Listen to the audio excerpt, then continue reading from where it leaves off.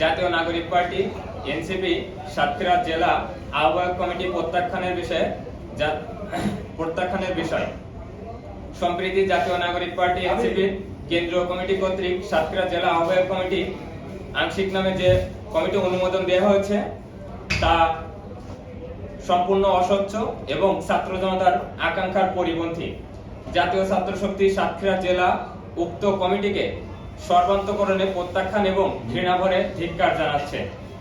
যে গণ অভ্যুত্থান ও ত্যাগের মধ্য দিয়ে নতুন রাজনৈতিক চেতনার সূচনা হয়েছে, সেখানে স্থান পাওয়ার কথা ছিল ত্যাগী, সৎ, যোগ্য এবং জুলাই গণ অভ্যুত্থানের প্রকৃত যোদ্ধাদের। কিন্তু অত্যন্ত পরিতাপের বিষয়, অনুমোদিত এই আংশিক কমিটিতে প্রকৃত ত্যাগীদের অবমূল্যায়ন করে একপেশে এবং পকেট কমিটি গঠন করা হয়েছে।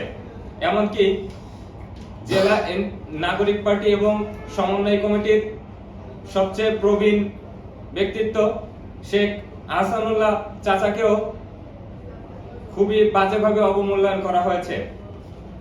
যেই আহসানুল্লাহ চাচার হাত ধরে সাতক্ষীরা নাগরিক পার্টির সূচনা, তার নাম এই কমিটিতে কোথাও প্রকাশ করা হয়নি।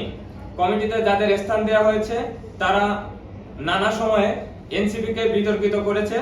সম্প্রতি 6 মাসে তাদের কোনো কর্মসূচি পাওয়া যায়নি। এমনকি সার্জিস আলম এবং নাসিরউদ্দিন পাটোয়ারির উপর হামলার প্রতিবাদে তারা মাঠে নেমে প্রতিবাদ করা তো দূরে থাক, ফেসবুকে একটা নিন্দা পর্যন্ত জানানোর প্রয়োজন বোধ করেনি। অথচ তারা যারা হুমকি ধামকিকে পরোয়া না করে বিবৃতি দিয়ে মাঠে নেমে প্রতিবাদ করেছে, তাদেরকে যোগ্য মূল্যায়ন করা হয়নি।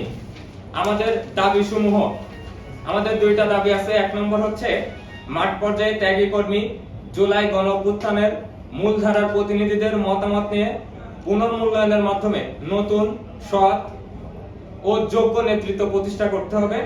2, আগামী 72 ঘন্টার মধ্যে কমিটি স্থগিত এবং পুনর্গঠন করতে হবে। ছাত্র জনতার রক্তের সাথে বিশ্বাসঘাতকতা করে কোন পকেট কমিটি সাতক্ষীরার মাটিতে জাতীয় ছাত্র শক্তি মেনে নেবে না। অনতিবিলম্বে এই সিদ্ধান্ত প্রত্যাহারের আহ্বান জানাচ্ছি। ধন্যবাদ সবাইকে।